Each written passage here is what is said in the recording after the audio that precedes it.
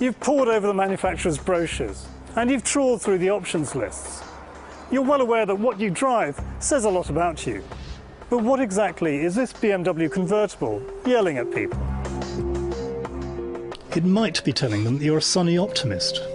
The UK is a big market for dropheads, and yet the climate is usually completely wrong for such cars. Too wet or too cold, or both. So you have to trust that there will be enough days of good weather to justify the premium over the hard top. And in climates where the weather is more reliably dry, it's often too hot or too blisteringly sunny to have the top down. For me, open-top driving is about getting back to basics, to feel as if there's nothing cutting me off from my environment. But have cars like the BMW 6 Series become too sophisticated? Can they ever hope to provide the rawness of real top-down driving? The car's figures look great on paper. The 650i has a 4.4-litre V8 petrol engine with more than 400 horsepower and 600 newton-meters of torque. Even the lower-powered 640i puts out 320 horsepower and 450 newton-meters of torque from its straight six. The motor is an impressive bit of engineering. There are twin turbochargers nestling in the V of the cylinders. There's direct fuel injection into the combustion chambers, variable valve timing. Now, all of this means that despite the power available, CO2 output is just 249 grams per kilometre. All of that technology and power should add up to a pretty impressive driving experience. Let's see whether it does.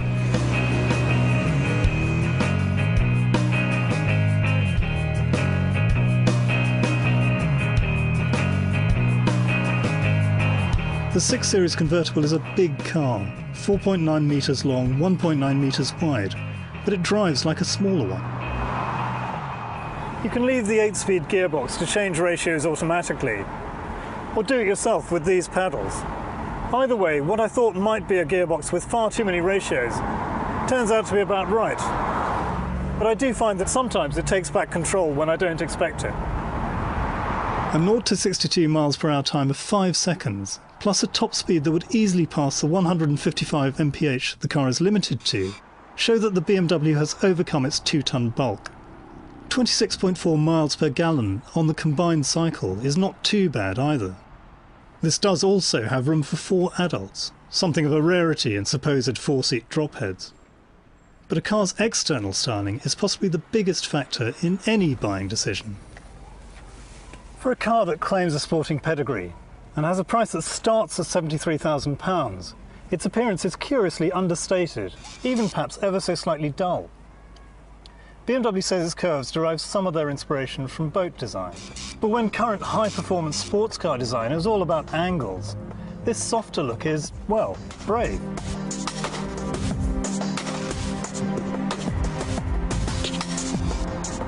One thing I hope I won't be trying out is the active bonnet safety system, a sort of ejector seat for pedestrians, which is supposed to help them survive an impact with the car when it's travelling between 12 and 34 miles an hour. Explosive charges lift the aluminium bonnet to allow the person you hit more room to bend the car, which could make the difference between broken bones and just bruises, or indeed between life and death.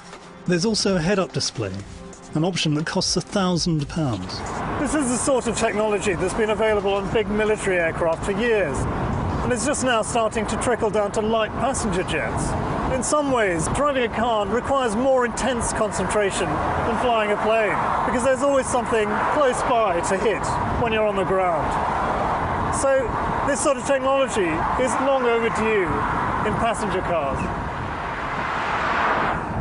This is a lot more sophisticated and smooth than the vehicles I usually lust after.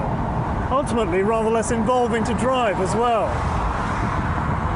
But perversely, some of the £12,000 worth of options on this car allow me to dial back in sportiness and responsiveness to the suspension, to the gear changes, to the handling.